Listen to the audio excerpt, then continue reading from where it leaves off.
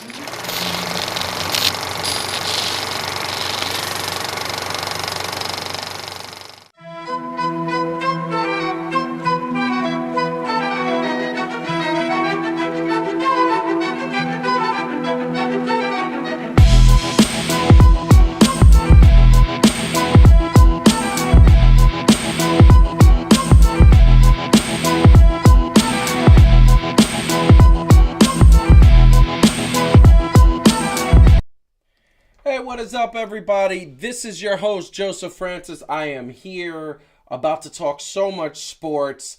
But before we get any further, we're going to be really quick. Hit the like button, subscribe to the channel, follow us at Fan2Fan Show on Instagram, Twitter, and Facebook. We are here to talk sports. It's going to be a simple show. Today we're not going to be too much pictures, too much graphics. We are going to talk a couple of topics. We are going to get into some statistics. We are going to talk some fun things. And we're going to have some fun doing. But in the meantime, I want to introduce my panel, which is here. And they are here ready to go. And I am just like making sure they look great because I want to make sure they look good. You look good. I think you all look good. How are you guys doing? What is going on in those minds of yours? Almost certainly the same thing. Yeah. Go. Really? Yeah. Yeah, I'm fun. That's what you said. I'm fun. Black and boobs. Y'all are okay, we're not calling ourselves that anymore. Why not? It's such a catchy thing. Very obvious Everybody in the chat put hashtag black boobs. Black and boobs. Okay, I think black boobs. Put hashtag put hashtag black boobs. Listen, I know, right? I look cute in my hat. No, it's just talking. I tell her all the time to wear hats with the little ponytail. She doesn't listen to me. I do. I listen. I think the people on this show would watch. Oh my Lord! To differ, I exclusively wear hats. So I'm just saying. Did Schnur say pan to the sweater meat? Yes, he did. Yes. What's pants? The test area. This is really not appropriate. I never heard that before. I never heard that thing, so I'm sorry. He knows. Thank you, Schnur, for educating me. I'm down on my Schnur-isms. I'm down on those. Okay. I love it. Look, we are a show that has fun. Okay, what do you want? It's amazing, but I'm gonna get into the show because the show is got to get started, and we're gonna try to stay on time today. We never do though, but we're gonna try. First things first, I'm gonna take off my hat and we're gonna salute El Capitan, the captain, Mr. Derek Jeter went into the Hall of Fame today, and it was an amazing Hall of Fame ceremony. He gave a speech that we are going to play a small snippet of that is only personified by the class that is his career, because he has always played the game right and played the game from a way that, despite what we would hear from his extracurricular activities, not one person he had those extracurricular activities had ever said a bad thing about it. So, Derek Jeter, that's the topic of the monologue, and it's a quick monologue, and it's to say that Derek Jeter going into the Hall of Fame is expected. It's something that should happen. It's something that feels right. It's something that is right. And what he did throughout his career, as I said before, with class and grace, he played the game right. And he showed all the students of the game, all the young kids and all the young Yankee fans, how to play the game. To play the game with hard work, showing up on time, hustling hard down the first baseline. Us on the show, we've talked about players not doing that, and it just is the wrong way to play the game. Derek Jeter's not like that. He has played the game his whole career the same way. And we honor him on this opening segment, and we honor what he did for the game of baseball. What he did was he showed that not only can you play the game right and be successful, but you could coin a new phrase. Reggie Jackson had Mr. October. Derek Jeter had Mr. November and Captain Clutch. That's what he did, because whenever you needed a big hit, Derek Jeter gave you that big hit. He even did it in his last game. The last game he ever played was simply just a hit for his last at bat, smacking the ball like it was, and then just kind of going out and saying, this is what I'm going to do. This is what Derek Jeter was. He was a star. And he was what baseball needed at a time when baseball didn't have a star the way it normally did. They were coming off the steroids era. They were having players not produce the way they did because they couldn't do steroids anymore. But Derek Jeter played the game it was. He even had some of his own teams dealing with those stresses. Team members dealing with those stresses. Derek Jeter was something to me. He was one of the few players in the history of the game that I started out not liking. In 96, I remember saying to myself, oh, wow, who's this pretty boy playing?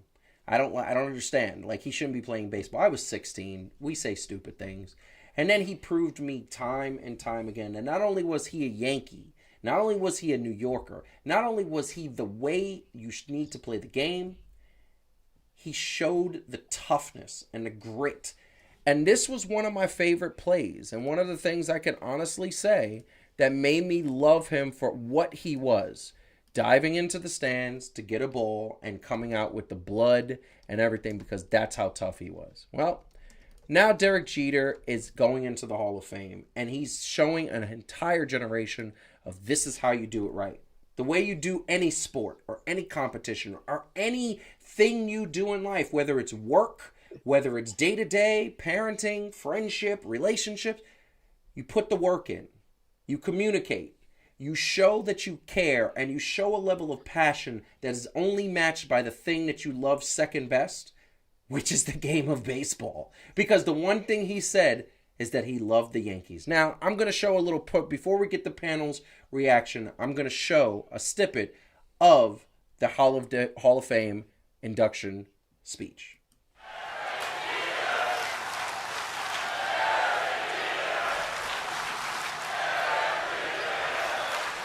Derek Sanderson Jeter, the captain. I forgot how good that feels. Thank you to the baseball writers, all but one of you, who voted for me.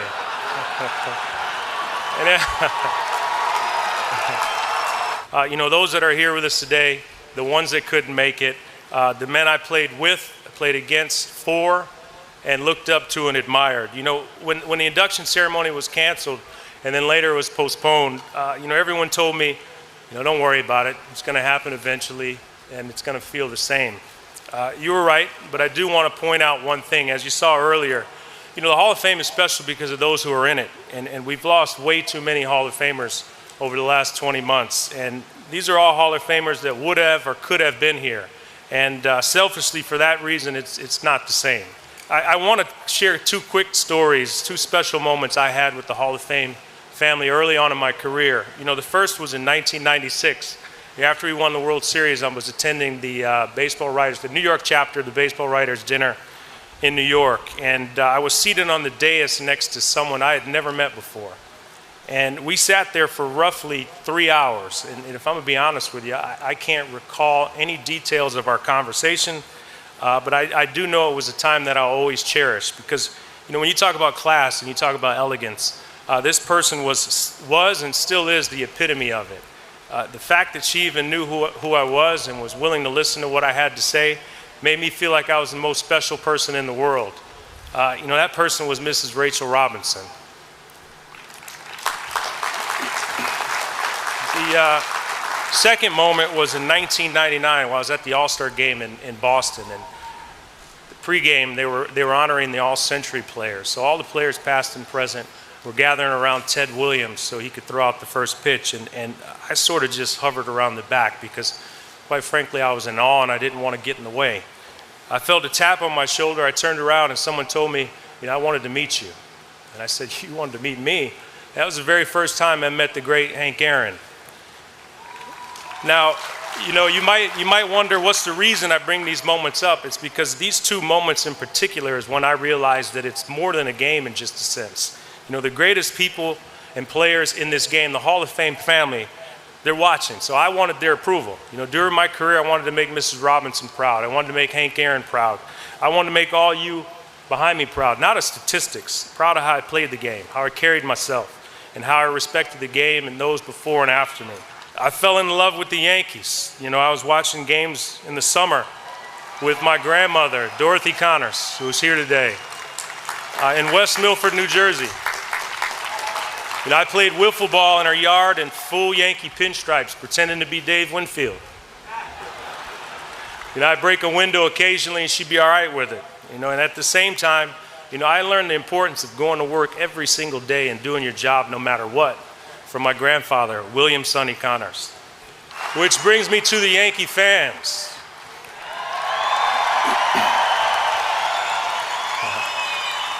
There was only one thing in my life I wanted to be, and that was a shortstop for the New York Yankees. And now I'm a Yankee forever.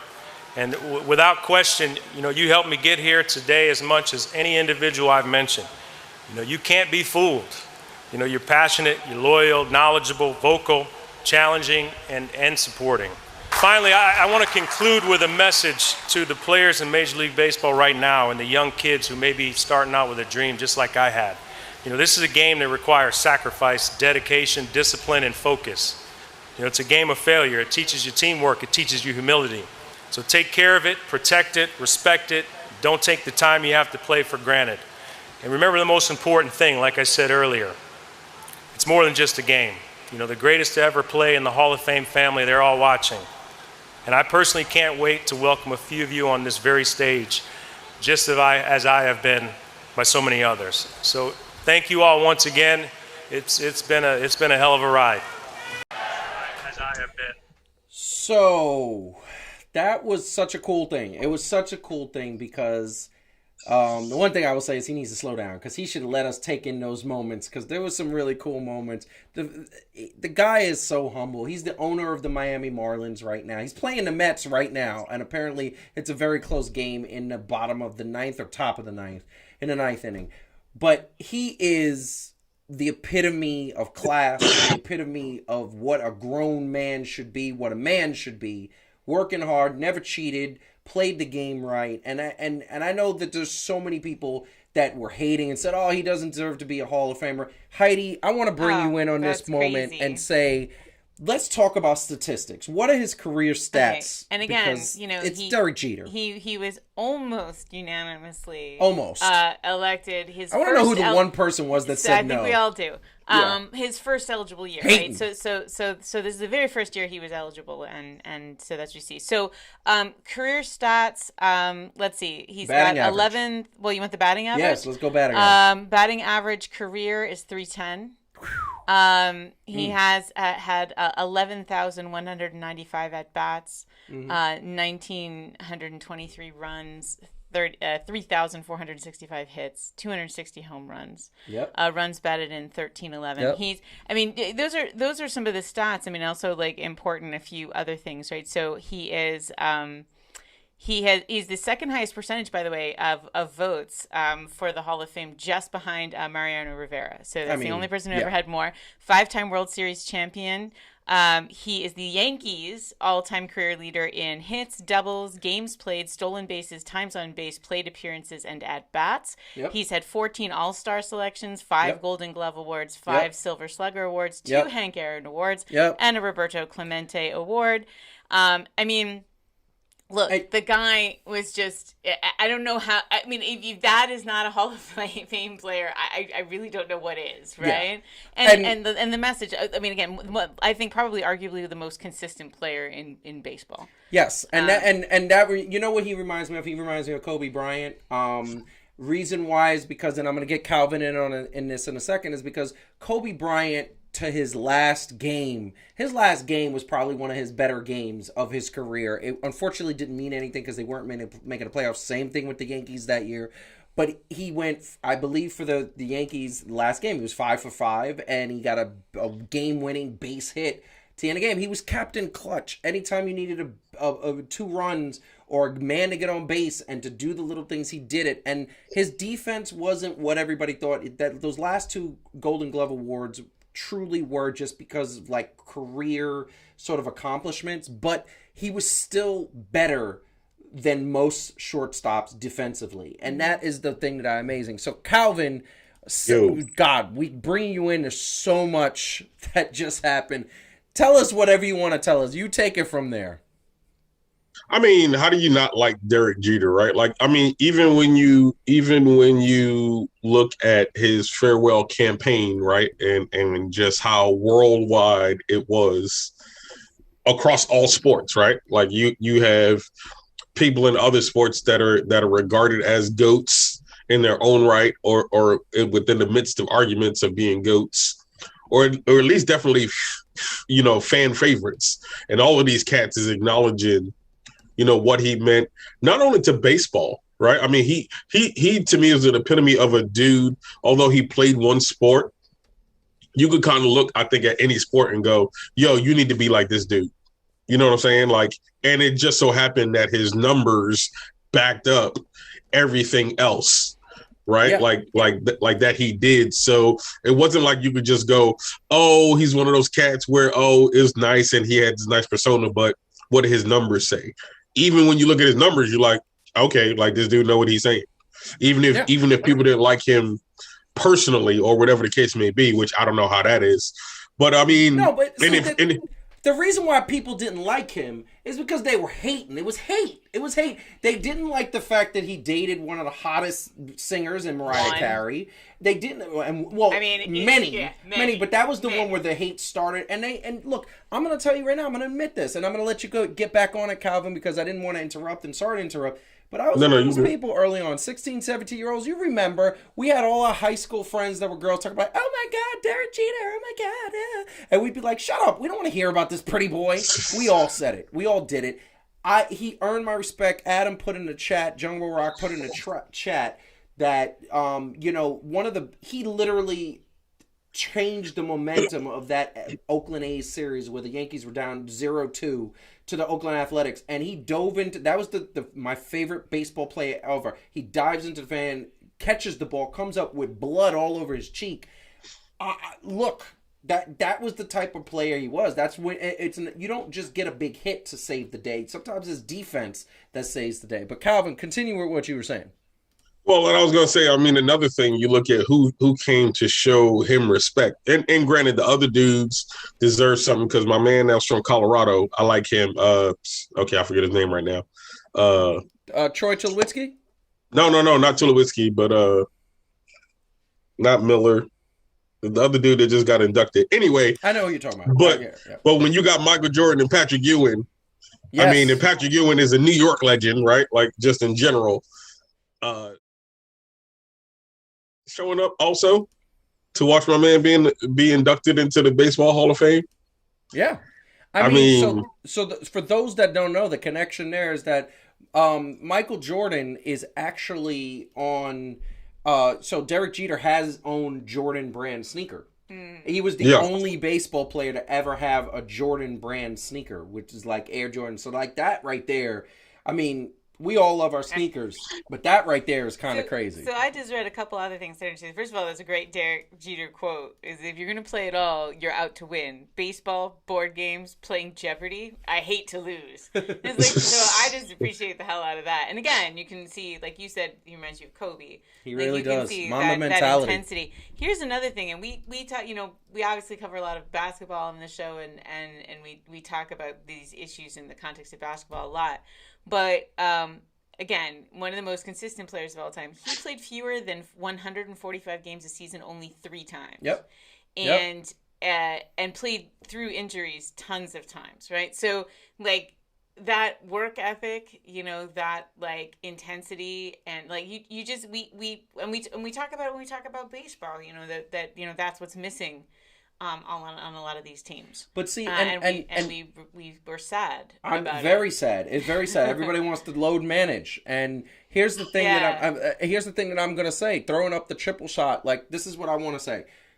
I remember there was a question post game to Kobe. It was a playoff game. He was hurt, and they said, "How's your knee or ankle or something feeling?" And his answer was, "I'm playing." That's it. Just simple. I'm playing. Mm-hmm. Jeter had that same situation. I think it was in 2009 when they won the World Series. And granted, the Yankees bought the World Championship that year. I agree with that. But I don't care. They got a chip, and I love that chip. Here's the bottom line. They asked him, I think he had a shoulder injury or whatever, and they were like, "How's it doing?" And he said, "Don't worry about it. I'll be ready to play." That's it. Like, that's the mentality. Unless you have a serious injury, that's the mentality that you should have. This is a game. You're trying to win. You're trying to do good things. You need to have that mentality. You need to come in ready to play. If you can walk and run, you can play. That's the bottom line. I think we go back and forth, and Calvin in the chat with Marcus about how weak these youngins are, where they're just like, "Oh, I need to sit down. I got a strained like quad. It feels a little sore. I'm gonna load manage for a few days," and they do that, and I can't stand it. Calvin, I'm gonna let you. Calvin, did you mean? Were you thinking of Larry Walker? Is that who you were thinking? Larry Walker, yes. Okay. So Larry Walker's my dude. And first of all, they don't let me talk. They can jump in whenever they want. Well, Marcus, hey, calm down. Trouble. Calm down, Cliff Huxtable. He sounded just like. First of all, I do what I want. Macho. Go ahead, Calvin. No. Yeah. No. I mean, don't hate me. Don't hate me, Mets fans. But the one time we had a Subway Series, you could tell us how the respect is. The respect that the people here who are Mets faithfuls, who are just Mets faithfuls, still give him respect, even though in the Subway Series, my man came the first pitch, when he let off, smacked the home run, started off the game like that, and then he was instrumental in the what was that, one of 2 Subway Series? That was we only 99 had and one 05, Subway right? Series. It was 2000, and this is why I wanted the Subway Series so bad, because there was no competition. Unfortunately, the Mets had a good team. The Yankees pitching was ridiculous. The Yankees and the one game the Yankees pitching didn't show up, the Yankees hitting showed up, and it was just like, I hated that because I wanted to see Game 7, extra innings, and I say it religiously. I want the Mets to win 10 championships so they can catch up. Right now, it's the Yankees versus Mets. It's 27-2. That's not even not balanced. It's not balanced, and it like literally it is. It's like the baby brother trying to like beat up the 25-year-old brother. It doesn't work. It doesn't. And I want the Mets to catch up, and I really hope that they do. But this is the thing: Derek Jeter is El Capitan. He is Mr. November. He is Captain Clutch. He's class, and I hope that every single young person that's playing sports or playing or working or in school read Derek Jeter's book. Model yourself out as a man. Also, Kobe. Those are the two that if you want to model yourself after those two guys because they did it right, and that's the bottom line. We are going to move on, and before we go any further, we're going to hit the like button and subscribe to the channel. Follow us at Fan2Fan Show on Instagram, Twitter, and Facebook. Also, tell a friend who likes sports. Please do. We need that. So we are getting in, since we're talking Derek Jeter, and since we're touching on a little bit, we are talking Major League Baseball. We're talking Major League Baseball updates right now because bottom line is we are in the final 4 weeks of the season. We are in the playoff push. We are seeing teams kind of doing well, kind of not doing well. And there's some teams that are coming back. For example, the Mets, who were 5.5 ahead, 5.5 back. Now they're winning games. They're 4 games back. If they beat the Marlins today, they will actually be 3 games back because I believe Philly lost earlier and I believe Atlanta lost. So they have some games to make up. But I'm going to do a little perspective here before we go into what's happening now. Okay. Mets lost. The Mets lost? Okay, so now they're going to stay 4 games back. But this is the bottom line. At the beginning of the season, there were postseason odds that were put out. And the first thing is I'm going to put up the 2021 NLO odds. And I want the panel to see, when they're looking at this picture right here, showing who's going to make the playoffs, who has the best chance to make the playoffs. How wrong was this? Because this is so much wrong, except for the Dodgers, apparently. But that's really bad. There's nothing on this that is accurate. Calvin, when you see this, what do you say? I mean, they did this at the beginning of the season. Yeah, after the preseason, after spring training. Yeah, you know what? This is why rarely are these things even accurate. But yeah, we wish it went that way. Yeah, yeah, that was a little wrong. A little bit. A little bit. First of all, about as wrong as our basketball predictions were. I wasn't wrong. We're not going to start this. Or Y2K. Anyway.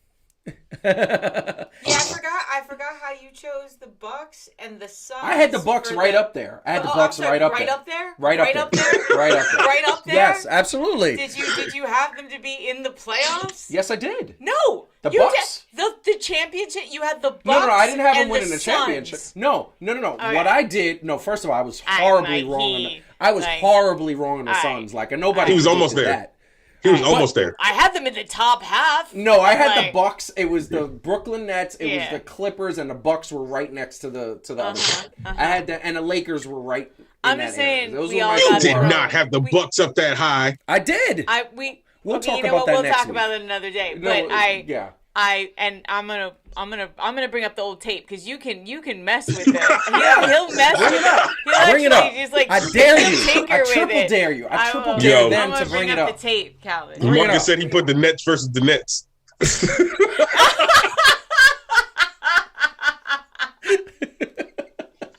Listen. You know what? Marcus for the win. First of all, that was really good. That made me laugh. Listen, first of all, I am going to wear a Mets jersey next week just because. All right, first of all. I was a Mets fan before Marcus was born, but that's besides the point. Oh, snap. I am a Nets fan. I do like the Nets. But let's rein it in. All right, sorry. We were talking about baseball. Talking about baseball. This was the American League odds. And here's the thing that really, really gets out to me. And this is where we're going to start. And this is the segue. I want to just kind of highlight, where is the Tampa Bay Rays on this?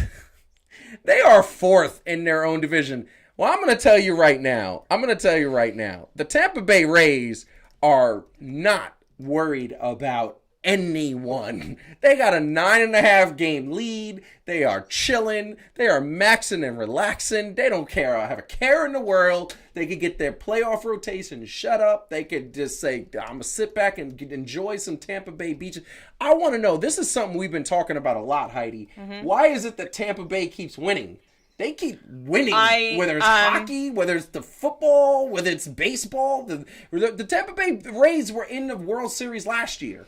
I know, and so it's funny, right? Because it's like on the one hand, it's like, why should we be surprised that the Rays are doing well because they were in the World Series, like, right? But it's still like, it's like nobody can wrap their head around it. So they're like, Tampa yeah, Bay. I know they did really well last year, but that was a fluke. So we're gonna like drop them, and then they're just good again. They're just good, and I don't know what the hell. I mean, it's Tampa Bay. It's Tampa Bay. I get it. It's like if you said like, oh, Akron, Ohio is just producing winners. Like, I don't understand. I mean, hey, LeBron. You know what happened? Okay. You know what happened? Okay, that was a terrible example. That was a very bad. Duluth, Minnesota. Yeah, that's where Brock Lesnar's from. And Bob Dylan. Hold on. Hold on. Hold on. You got to get some better Saskatchewan. I don't know enough about that, Calvin. For all I know, that like Wayne Gretzky is from there, and then we're all screwed. Fort Worth. I don't know anybody from Fort Worth, so there we go. Yeah, Fort Worth, New Jersey. Dallas, it's like Texas. saying Fort Worth. It's like suddenly having all these it's very strange. It's very, very strange. I don't get it. Calvin, what do you say? Like, so, looking at those statistics. So first and foremost, I just want to say, looking at these odds, like putting them back up. First of all, I think whoever was responsible for these lists, and I believe it was Sports Illustrated that put out this list, if I'm not mistaken. It was the fact that you put the Twins in the middle and on top. That always makes me feel like, what are you doing? But wishful thinking. But Calvin, Tampa Bay has got a lead. Looking at the standings again. I mean, look, it's Tampa Bay, it's Chicago. The White Sox got an 11-game lead. That's not even close. And then I said since last year, the White Sox is always going to be that team you got to watch out for. It's the truth. It's the truth. They got an 11-game lead. That is insane. That's not even competition. And then Houston, those cheating, are still leading that division. Can somebody please beat them? Can somebody please take that division? And by the way, the fact that the Baltimore Orioles are 43 games back, like, Jesus. They ain't been the same since Cal Ripken left. Anyway, pretty much. Like, listen, Calvin, so we're talking baseball, and I want to give you your pick. Like, who makes you feel? Because the Yankees are 9.5 back, man. And Tampa Bay. You think Tampa Bay's going to take it this year? Look, they stole Denver's supposed strength, which was the altitude, and I think they brought it to Florida. I think it's something in the water. They stole it. You think I'm playing? They stole Denver's altitude. They was too high in Denver to appreciate the altitude advantage that they had. So I think I think Tampa Bay took it. You think the Yankees going to catch them? No. Yeah, no. So this is the thing that I want to say. And now I'm going to talk a little bit of baseball for those that don't know. The reason why Tampa's so good is that they got, I think it was like 2 or 3 years in a row, they got the number 1 pick. And they got some really good pitchers, and their bullpen is insane. And their farm system, they have a good general manager who strengthened up their farm system from 2011 to 2015. And now they're seeing the benefits because let us not forget, yes, they were in the World Series last year. The year before that, they were in the ALCS. The year before that, they were in the playoffs. The year before that, they were in the playoffs. This is not a team that just randomly came up. The reason why we're sleeping on them is because it's Tampa. Okay? Mm-hmm. But I think Tampa's going to get some respect. I think they're doing better sports-wise than Miami. And here's the problem. Here's the difference between Miami and Tampa and Orlando. Tampa fans actually are Tampa fans. They like the Bucks, they like the Lightning, and they like the Rays. And that's what you're not going to get in Miami. Miami, you get people showing up in the 3rd inning or showing up at almost halftime because they care more about the partying than they do the sports. So that's what happens with that. And they have all won championships within the last 4 years, right? All of them? Yeah. Tampa Bay won twice in a row? Yeah, Tampa Bay Lightning. The Lightning won twice in a row? Stanley Cup reigning, champions. defending. And right? I mean, again, all right, as insane as it is that Tampa Bay is as good as everything it is, hockey? Yeah. I mean, Right? what?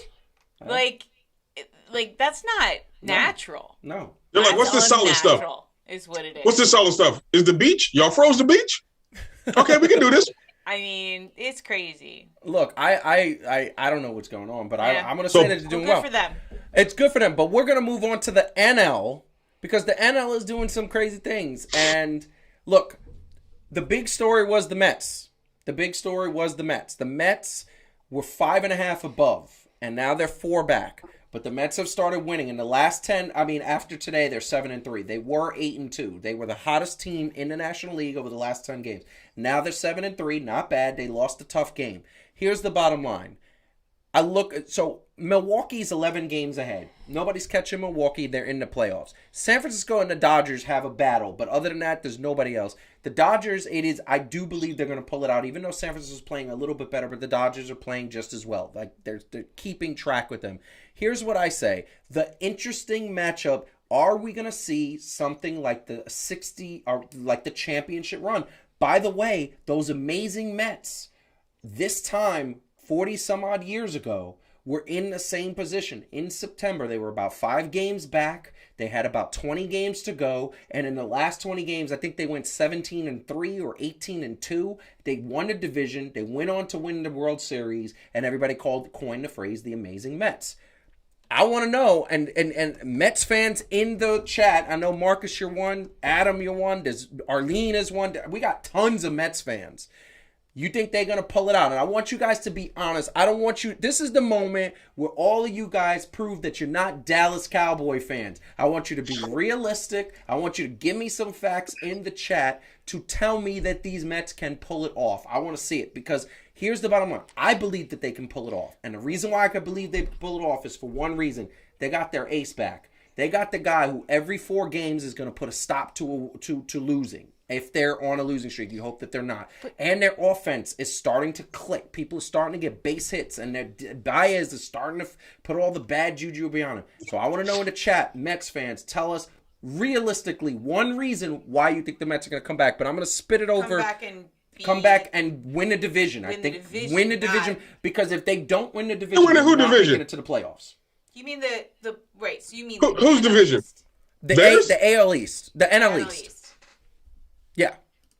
Here's the bottom line, Calvin. I see you looking at us like that. Here's the bottom line. If the Mets don't win a division, they're not making the playoffs. It's division or bust. Because because the wild card is going to go to either the Dodgers or the Giants. Someone with a better record. Well, it's the Dodgers and the Giants. and then in a much better division. And if they don't catch the Phillies or the Braves, if they don't catch the Phillies or the Braves, they're not going to the playoffs. They got to win the division, in my estimation, to make the playoffs. So, true. Who wants to go first? Who's gonna say? So it's not can they, but will they? Will it happen? Who's gonna say they are? And I want a good reason why. I'm gonna go no, because they just found their general manager drunk in a car. That is true. I don't think things are going well backstage. They are for true. them. And hold on a second. Marcus just put Jacob deGrom might be out for the year. Didn't he pitch yesterday? He might be out for the year. No, he might be out for the year. Oh, they're gone, man. I take that back. They're done. They're done. All right, though that was a quick segment. That was a quick segment. That was a quick segment. I'm gonna go no, Scotty. That's a no. Listen, Marcus is saying no. You know what, Marcus? You just proved me wrong. I love you because you actually are a realistic fan. If you're telling me everything that's there, that is amazing. You are no longer a Dallas Cowboy fan. You are living in reality. Now, you know what? Now I'm tired of you saying that. Now I'm tired of you saying that. You know what? They are going to make it. Wow. Forget the Braves. I ain't never liked them anyway. And forget the Phillies. I hope Ben Simmons come on the Phillies, and then they just forget how to hit and everything else. Now I'm hating. Go Mets. So go Amazons. I would like the Mets to win, but the question is, do we think they are going to? And they had something. Look, they were 8-2 in the last 10. I'm going to say if DeGrom is out for the season, that's 7-3. 7-3. Well, I'm saying before tonight's loss, they're 7-3 in the last, and they were the hottest team in the National League. and they were gaining ground. But this is the problem. If they lost Jacob deGrom, I say there's something about Jacob deGrom when you have an ace like him, and he is an automatic win. And even though he doesn't win every game, he always keeps you in the battle. And I think there's something about that really lifts morale when you got that guy to be your stopgap.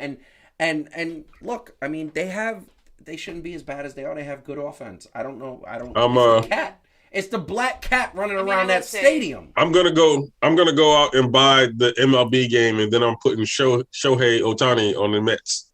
Facts. Oh, fun. That would be fun. Right? That would be fun. I want them to win so bad, but they ain't gonna do it this year. This ain't the year. This ain't the year. year. I'm sorry, Mets fans. This ain't the year. But this is the thing I'm just gonna say. Listen. Yeah, you know, Jeannie is gonna kill you when she sees you at the wedding. Messing with her Phillies. Jeannie, Jeannie, you are a Philly, like you claiming Philadelphia? All of them?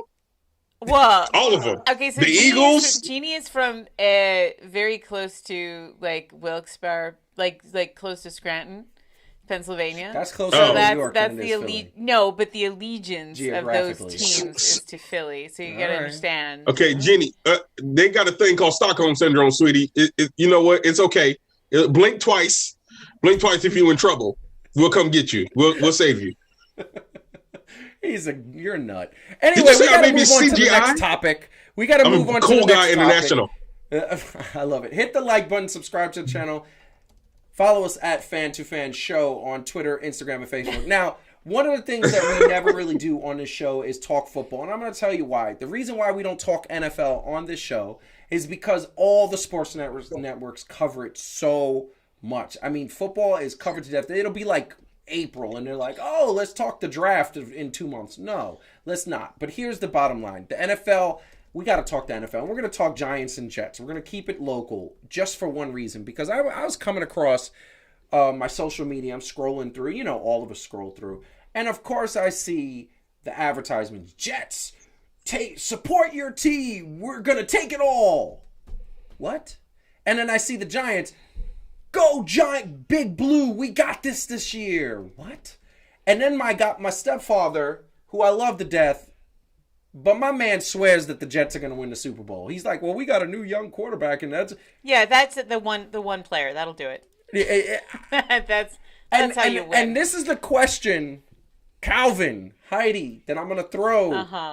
Are Giants and Jets fans, because we've been so beneath mediocre. Don't you do it. We're horrible. Don't you do it. Are we becoming Dallas Cowboy fans? No, first off, no. Second of all, hey, we won something in this millennium. Well, Giants did. The Jets haven't won anything since 1969. Okay. Look, I get your general frustration, but I'm not going to sit here and let you be mad at the social media for both of these. That's like me saying, hey, y'all should watch Fan2Fan. I mean, we all right. Like, of course,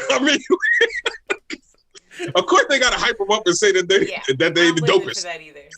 Look, it's horrible though. It's horrible. You know why? Because no. But this is the thing that I'm gonna go on a little bit of a rant, and then I'm gonna be quiet and let y'all answer. I'm gonna go on a 10-second rant because it's very simple. We'll just make it's gonna be super quick. Here's the bottom line. I get tired of all these teams trying to sell tickets and trying to say we have a chance to win when they don't.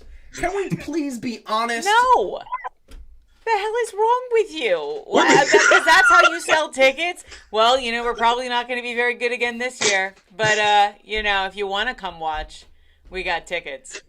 Come see the Jets. I mean, people got to work. They got to employ. You know what they should do? People. You know what they should do? They should advertise the stars that play for other teams. Come see Tom Brady play us.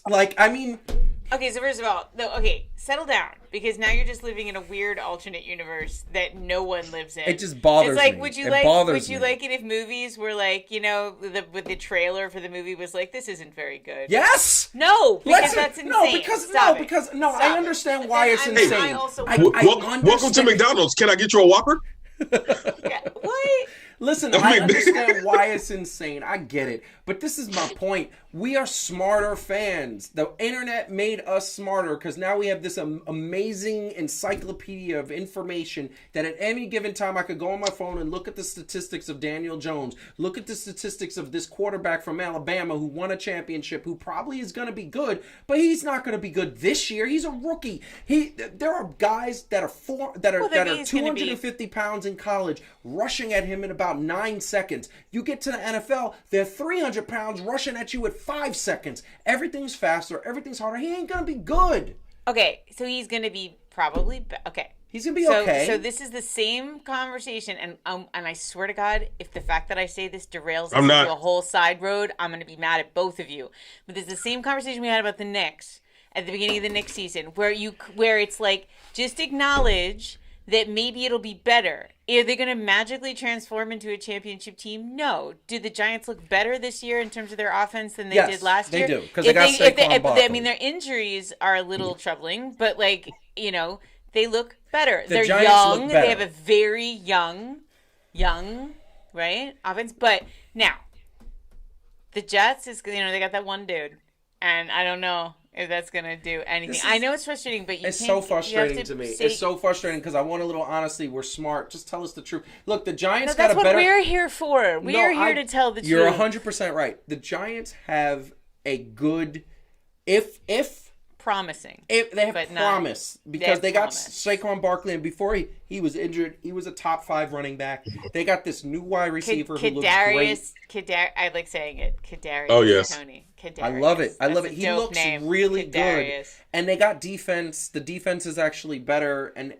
But they say this every year and every year. Yeah, but that's why you have shows like us, so that you don't listen to that because you listen to us. I just want our fans to be realistic, because if we're not realistic, we become Dallas Cowboy fans. No, but here's the deal. This is why this would have totally backfired. 2011. How did our season look? The season, not the postseason. How did the season look? In 2011? Not promising whatsoever for the Giants. That's the last time they won a Super Bowl versus the Patriots. Now, we would have looked. The Giants always sounded like they believed in themselves, and we've probably been on this. Well, I wouldn't have been on the show saying that because I love me some Giants. Some of us would have been like, nah, keep it real, B. Y'all ain't going to win this game. And they went ahead and won out on the road. You got to have that faith, man. You got to. Any given Sunday. What you're saying, and here's the thing. Any given Sunday, B. I had no faith in the Knicks at the beginning of last season. I was shut up, and I was happily wrong. I felt great about that. But this is the thing. I just want to address something really quick in the chat. Cowboys fan, because he's a bandwagon general. I'm not. I have my teams that I love and my teams that I hate. I love my teams, the ones that I love, and sometimes it's kind of like when your child is acting up and you got to correct them. The Giants are my children, and I love them, but God, and the Jets are my children, but God, can they disappoint sometimes, and that is the truth. But the thing that I'm going to say, and yes, the Giants, once again, for the 500th year in a row, have no offensive line, which is really, it's like, can they fix the problem? But I'm just saying, we know the Giants might win 7 games. Okay, could that get you with the what do you call the NL East? I mean, the NFC East. The NL East. Yes. The NFC least. Yes. The NFC least. That could get you in the playoffs because every team is horrible. But the Jets are going to be 2-14 again, and maybe 3-13, maybe. Okay, because they have nothing. They have no defense, no offensive line, no What are they doing? And why would I want to go to a Jets game? I'm just saying. They need to just be honest with their fans. Like, this ain't our year, bro. Like, you could come, get a hot dog, get some food. Stop it. But this ain't our year. Stop asking them to do that. That's the job of sports commentary. Is to say this is what it actually is. The job, that always. This is why I don't like the press conferences either before or after a game, and then you get in the coach's face, and you're like, "So, what do you think?" It's like, "What do you expect him to say?" Like, I think these people are trash. Like, he can't say that. Like, I mean, this is the whole thing, like, what's happening with the Sixers. Like, there's a whiff of honesty around Ben Simmons, and he loses his damn mind. Well, that's the problem. Right? And can we be honest with the players? My point is you cannot have an expectation that these guys, that the company isn't going to sell the company, right? That's what we're here for. I just want to say, here's the bottom line. Bottom line is that I just wish they'd be honest. And I don't have 32 favorite teams. I have three. I have three. You know, like the old dudes. You know the old dudes on the actually four. I have four. Okay, you know the old dudes on the Muppets. Pittsburgh Steelers too. You know the old dudes on the Muppets that are there to like just mess with it. Like actually, that's Marcus. Five. Wait, stop it! I'm talking. That Marcus is like the two old guys on the Muppets that would just make fun of everything that was on stage. That's like Marcus on this show, but except it's just Joe. I know. He's just here to like needle Joe the whole time. So I'm gonna say this, and then we're gonna get to our last topic of the night. Did you say 5? I got 5. Yeah. I like the Giants, Jets. Mm-hmm. Go ahead. I like the Giants, Jets. I grew up because my grandmother was a San Francisco 49ers fan. She loved Joe Montana. Every woman in the 80s. You still like the... I do. Okay. I still like... I love... Let me rephrase. I love the Giants, love the Jets, like the 49ers. I like the Pittsburgh Steelers because I love the coach. I love Mike Tomlin is the best coach. Every time he talks, I'm like, damn, can he come coach the Jets and the Giants, please? And then I forgot that I like the Seattle Seahawks. I like Russell Wilson and I like Pete the coach. What's his name? Pete Carroll. Pete Carroll. Yeah, I like Pete Carroll. So now like, Heidi. those are my 5 teams. If any one of those teams wins the Super Bowl, especially if the Giants and Jets win, I'm loving it. But okay. yeah. Now Heidi. Yes, dear. Remember this when he asked us to pick something, and he says we only need to pick one. And we get mad because we want to like articulate reasons why we like 2 things, but like Joe can spread his love around. Yeah. As he says.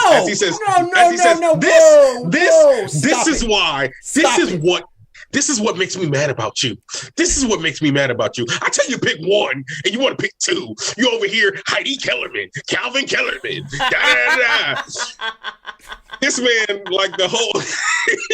Listen, got a whole squad. Tell you, I come at you like that because I say to you, when we're making predictions, you pick one. You could have multiple teams that you like. Paul pointed out, so out of the 4 teams Joe loves, all are awful. Yes, I know. Well, no.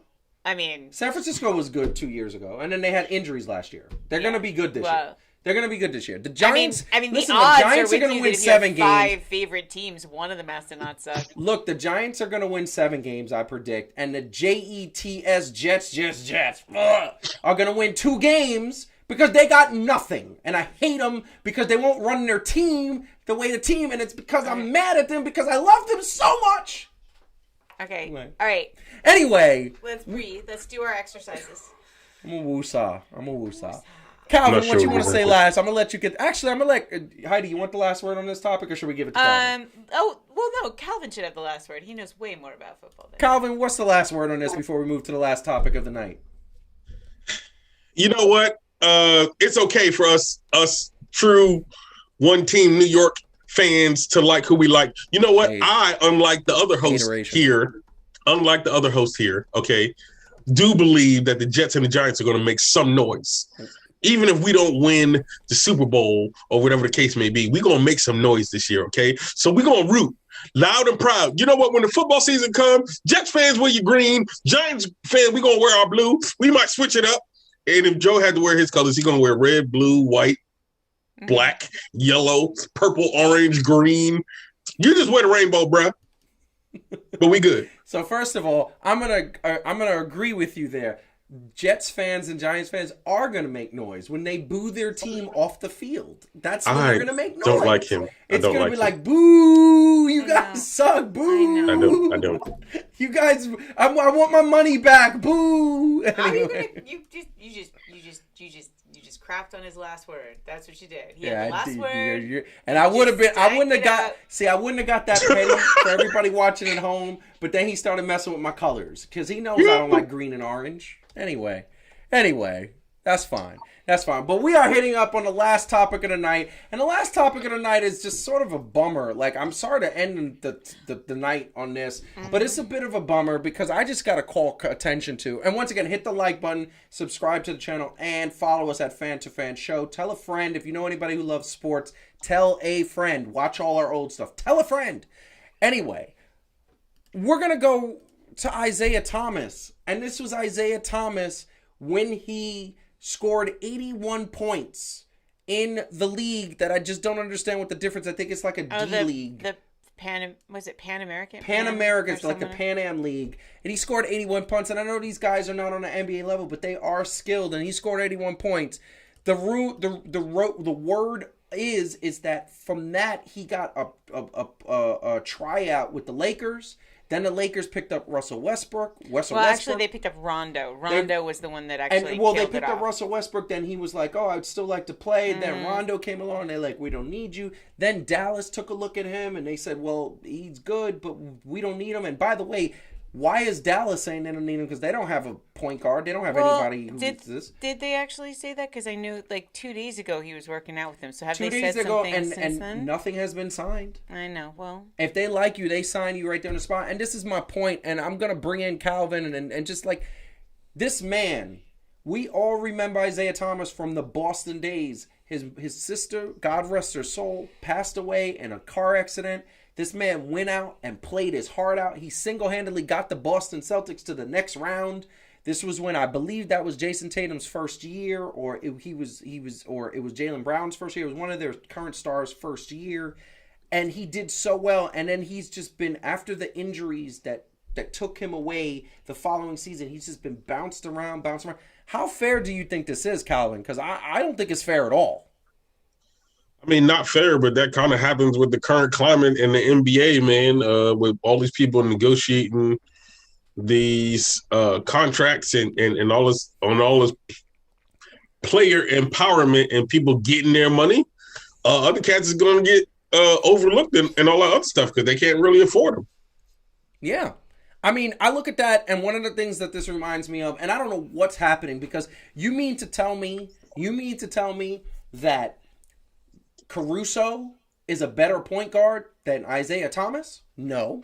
You mean to tell me that my man, who was actually had a really good sort of run on Denver when when Jamal Murray went down, you mean to tell me Isaiah Thomas isn't better than him? This guy, I don't understand why nobody is saying, and by the way, the Nets need a backup point guard. I don't understand why you're not getting this guy on like $100,000 contract or like a $200,000, something like bare minimum. Have him play for you in a year, and he's going to play his heart out because he wants that big contract. I don't get what's the problem. I feel like there's something else going on. However, no reports that he's just not getting signed. It's bootleg. Here's the deal. There's also a difference, though, when you might not be as good of a player, but you're already under contract and they can move your contract versus you haven't been playing and you've been out the league and somebody taking that chance and giving you that much money. Unfortunately, that's kind of how that goes, right? Like it becomes less about the actual personnel and it becomes about how can I move your contract and how can I afford this and how can I afford that? It's horrible. I don't like it. Heidi, what do you want to say about this? I mean, it's a bummer, right? And especially after he has been through what he's been through, and he did so well. It's the Pro-Am games, by the way. That's what it is. Yeah. Not Pan Am. Pro-Am. It's a bummer. I mean, you look at how close Schroeder came to like seeming to have no home. I mean, and Calvin is exactly der Schroeder. No, the Schroeder. He was supposed to make a lot of money. No, I didn't want all the money. I didn't know where I'd put it. But. The thing about it is I think Calvin's exactly right. And this is true. And so it's when you have that growing chasm between the really super well played players and everybody else, it squeezes out the room and, the cap space for even, and people get weirdly risk averse, right? Because it's like they already poured hundreds of millions of dollars into the players that they have. And it's like, do we really need this guy? We don't really know what he's going to do. And I don't think they see him as a game changer for them. So, but it's a shame, right? Because he could be. There's a lot of guys that get overlooked and turn out to be.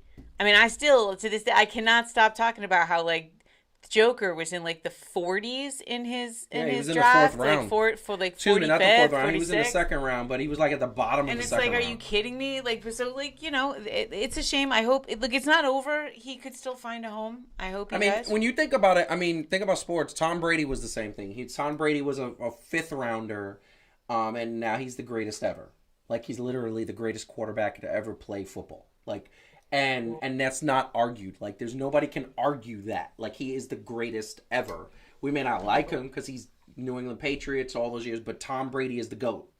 And now Joker, second round, they looked at him. And this is the problem when people get drafted. And I'm wondering if it's the same people that are making decisions to sign Isaiah Thomas. It's like they get drafted. It's that scene that I always quote in Moneyball where they're sitting up there and all the old guys are talking about all the prospects and the people they want to sign and everything. And Brad Pitt just starts doing this because they're talking and they got all these analogies that say this is how we measure the player. And what ends up happening is you don't really know. You don't know anything. They looked at Jokic.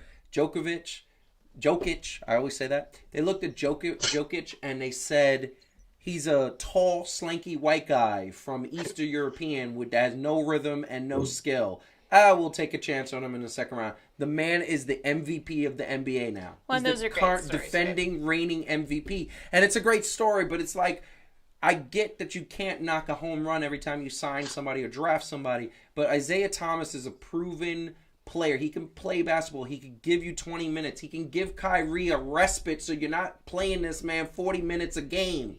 And you don't want to sign him. And there's other teams too. Like there's other teams that need a backup point guard, and you can't give him that. Like I know he didn't do anything wrong. On a lighter note, Calvin, did you notice that Joe cannot actually talk about someone being a champion without saying without doing a Paul Heyman? Yes. He's like the Yeah, I know. reigning The reigning defending, defending. undisputed. That is for wrestling fans out there, Paul. I mean, that's one of the It's hottest. iconic.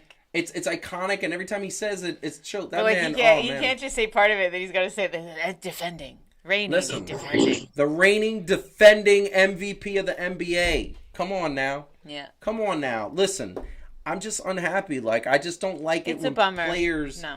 have the opportunity. Like I feel like we need to get some social media traction going to get this man a job. I don't. That's think not gonna we happen. could- That's not gonna happen. I don't think if we get a whole bunch of You want to know why? signatures, it ain't gonna do. You want to know Please why? enlighten us.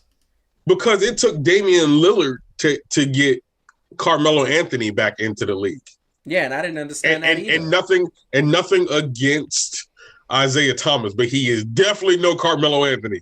No. And he's not a which- Carmelo Anthony, but once again, that's my point. My point is that let me ask you a question, Calvin, and this is just pop quiz. Who is the point guard for New Orleans this year? Damn, if I know. Isn't it? No, Ball went to Chicago. Who's the point guard in New Orleans this year? Brand? We don't know. We don't know. We don't know the guy's name. There is a starting point guard. You mean to tell me that this man can't get a job in New Orleans of all teams? I mean, I don't know. Come on now. This is BS. I swear. I love the NBA, but this is where they make me. Devontae Graham? Devontae Graham. Devontae Graham is actually. I know who Devontae he Graham is. is actually pretty nice. I do. Isaiah Thomas is better than Devontae Graham. Maybe. You know what? I'm gonna take. Devontae Graham is a rookie. I'm gonna take Calvin's basketball card away. He just lost his basketball card. First of all, Devontae Graham is new. He's newer. He's like his second year. I know. Not proven. Look, he aight. Yeah, he all right. Isaiah Thomas is better than all right. All right. Well, the point is that it's summer and nobody took him, and Anyway. and I don't think if we get signatures, it's gonna help. So we need to Zack Ryder this. That's what we need to do. we'll start a GoFundMe. I don't want to give the guy money. I want to give him a job. I know. We just. I mean, pay someone. I'm not. I mean, he could also, take his earnings and He could show up Move somewhere. on. It's not over yet. he could play overseas. Hold on. First of all, overseas getting that good money. Yeah, no, You ain't got to be in the NBA to be something.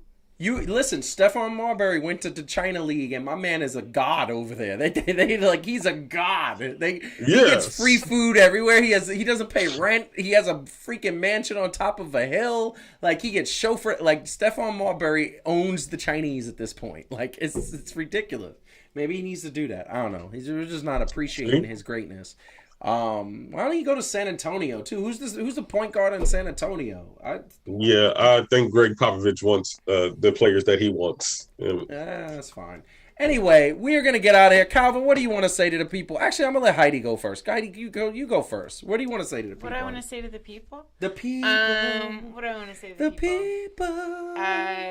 Yeah. That was interesting. Oh yeah. It's exciting now to kind of be moving into talking about. So I know we talk about basketball a lot, so it's nice to be talking about some other things. Yeah, we got to talk about it's playoff time in baseball, baby. I may seem distracted because we're in like the final weeks leading up wedding, to our yeah. wedding planning. Our wedding planning. And, so I may. That is so exhausting, but fun. Look a little. I may seem a little out of it, but I will try. I'll just try to keep it going till then. Did we ever? By the way, did we nice. ever tell the audience what our theme is for the wedding? No, we're not going to. Why not? They should know. Nobody. They should know. If you know Joseph, you know. You should I just think it's something that we came up with that's really cool. I don't know. All right, we'll tell them next time. Fine, we'll tell them next time. Yeah, so that way you can prepare some imagery. Listen, about that. I think we're being but creative. Yes, no, thanks everybody for being with us, and we had a few friends jump in the chat. We didn't expect today, so it was really nice to see you guys. And Marcus, once again, thank you. Wait a second. Whoa. Did Marcus just say that Peyton Manning is the greatest of all time? Okay, see, I thought we were really going to slide past that before Joe knew it, and did Marcus just say that Peyton Manning is the greatest of all time? Why you got to do it, Marcus? Why you got to do it? I will say. No, he can't watch football. He doesn't. I know will football. say. Okay, he doesn't know, stop I just took his card away. All right, stop taking cards. I just want to say Marcus still wins for the Nets versus the Nets. That was a deep belly laugh. I needed that. So thank you, Marcus. That's fantastic. You did need that. We had a couple stressful days with work. It's been crazy. Calvin, what do you want to say to the people? No, we can't do that. That's the wrong show. Yes, don't be trying to copyright infringe. You trying to get us shut down. We were just playing Jalen. Although we like your hair, we like your hairline. We love your hairline. We'll tell you that. No, I'm glad y'all are not. I'm glad y'all still not flooding because that's the thing. We don't flood here in cyberspace. Yeah, last week we might have been flooding, but we didn't. Thankfully, very appreciative. But from me over here in CGI, Cool Guy International, thanks for that, Jeannie. Just want to say, you know what? Keep on watching sports, everybody. You know what I'm saying? And we love doing what we do. Keep on having those opinions. Keep on rooting for your team because y'all are on our team. Okay, y'all are on our team. That's how we do this. I second that emotion because the one thing I say is that you should root for the team that you like whenever you want. You should go for it and be passionate about that. I always mess with people, like I mess with people when they're Cowboy fans. I have a couple of good friends that are Cowboys fans. I mess with them all the time, but they are people. They still are the most delusional fans in the history of sports. But I respect that they love their team and they're passionate and they're loyal. I give them credit for that. But we want to thank everybody for joining. I've been your host, Joseph Francis. And remember to hit the like button, subscribe to the channel. Like us at Fan2Fan Show on Instagram, Twitter, Facebook. Just to let you know, we got a brand new Heat and Receipts. That's our wrestling show coming at you. We're going to be talking CM Punk. Had his amazing return after 7 years to the squared circle. So we're going to be talking about that. We're also going to be talking some boxing stuff because there's some boxing stuff happening. We're going to get into some maybe even some UFC. We got to get back into that. But in the meantime, we want everybody to keep watching sports, keep loving competition, because that is always good.